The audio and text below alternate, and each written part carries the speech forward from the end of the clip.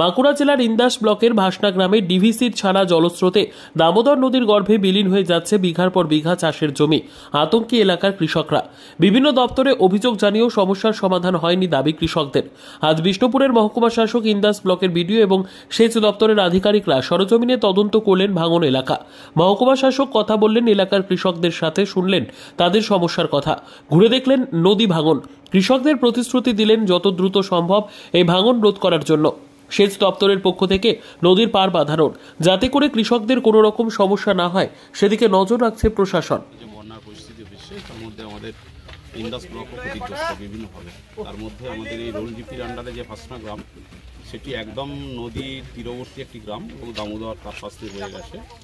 এবং ডিভিসি যেভাবে তাতে কিন্তু ডিভিসির জলে আমাদের এই এলাকাগুলো প্রায় প্লাবিত, এবং এর উপর দিকে যে সমস্ত কৃষিজীবী মানুষ আছেন, যাদের জমি আছে, সেই জমি প্রায় জলের তলায় চলে গেছে।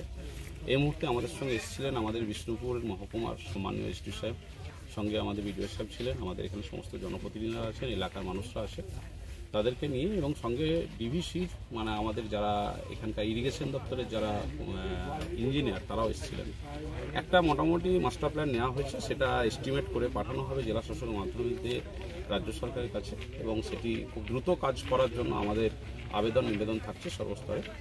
আর ইমিডিয়েট সেটিকে এখনই মেরামত করার জন্য যা প্রোগ্রাম আছে, সেটিও এখনই ইরিগেশন দপ্তর থেকে করা হবে, যাতে আর কোনো রকম বৃষ্টি হলে যাতে গ্রামের কোনো সম্পত্তি বা মানুষের কোনো ক্ষতি না হয়।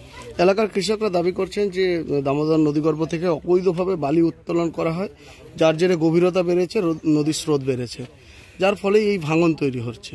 এটা কি রোধ করা সম্ভব নয়? তো একটা দাবি রয়েছে, তবে সরকার নির্দেশিত যে বালিখাতগুলো সেগুলোই চলতে। এখন বালিখাত বন্ধ আছে, তবে যে দিকটা থেকেই বালি উত্তোলন হোক না কেন, সেই দিকটাতে ডিপ বা গভীরতা অনেক বাড়ে। ন্যাচারালি সেই দিকটায় আমাদের এই সংসার মৌজার এই দিকটা থেকেই বালি খাতগুলো ছিল, এবং তার জন্যই হয়তো গভীরতা বেড়েছে। কিন্তু অবৈধভাবে বালি খনন হয়, এটা অফিসাররা বলতে পারবেন বা এলাকার মানুষ বলতে পারবেন। খুব গভীর করে তো বালি উত্তোলন করা যায় না। এখন কতটা গভীর আছে না আছে আমরা তো বুঝতে পারছি না। উপর থেকে যা জল দেখছে, জলের গতিবেগ দেখে বোঝা যাচ্ছে যে এখানে ভালো ডেপথ আছে। এলাকার মানুষের সমস্যার সমাধান হবে আশা রাখছি। আপনার নাম পরিচয়? চন্দন রক্ষিত, সভাপতি, ইন্দাস পঞ্চায়েত সমিতি। যে বর্ষণ এবং ব্যারেজ থেকে অতিমাত্রায় জল ছাড়ার কারণে আমাদের বিষ্ণুপুর সাব ডিভিশনের বন্যা পরিস্থিতি একটা তৈরি হয়েছিল। আজকে আমি ইন্দাসে এসেছিলাম, এখানকার স্থানীয় পঞ্চায়েত সমিতির সভাপতি এবং এখানকার যারা আছেন প্রধান উপপ্রধান, বিডিও আছেন ইন্দাসের, সেচ দপ্তরের আধিকারিকদের সঙ্গে নিয়ে আমরা এসেছিলাম। এখানে গ্রামবাসীরা আতঙ্কে ভুগছিলেন। দামোদর নদীতে বেশ খানিকটা এলাকা জুড়ে বেশ কিছুদিন থেকে ভাঙন হচ্ছিল। তো ভাঙনটা আমরা নিজের চোখে একসঙ্গে খতিয়ে দেখলাম সরেজমিনে। সত্যিই খুব খারাপ অবস্থা। প্রায় 60 থেকে 70 বিঘা কৃষি জমি অলরেডি জলের তলায় চলে গেছে।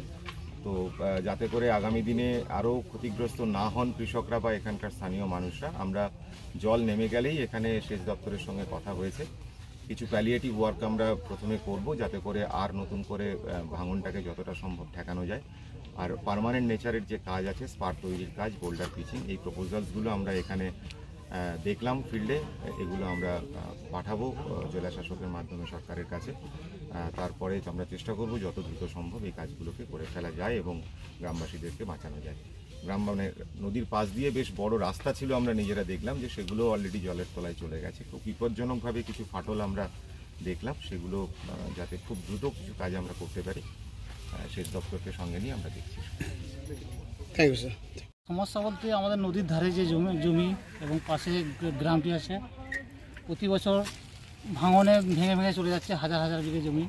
হ্যাঁ, আজকে বিডিও সাহেব, এসডিও সাহেব এবং আমাদের সভাপতি ওরা সব এসেছিলেন। হ্যাঁ, এসে কিছু আশা দিয়েছে যে কাজ হবে, কিন্তু না হওয়া পর্যন্ত আমরা তো কোনো করতে পারছি না। কবে হবে? আজ দীর্ঘ 5 থেকে 7 বছর ধরে আসছেন ওনারা, দেখে দেখে চলে যাচ্ছে।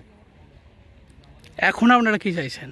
এখন আমরা চাইছি যে নদীর পাড়ে একটা বাঁধ হোক, বাঁধ হলে আমরা এই যে ভাঙনটা রক্ষা হবে। আপনার নাম ও পরিচয়টা? আমার নাম স্বপন রুই দাস, গ্রাম ভাসনা।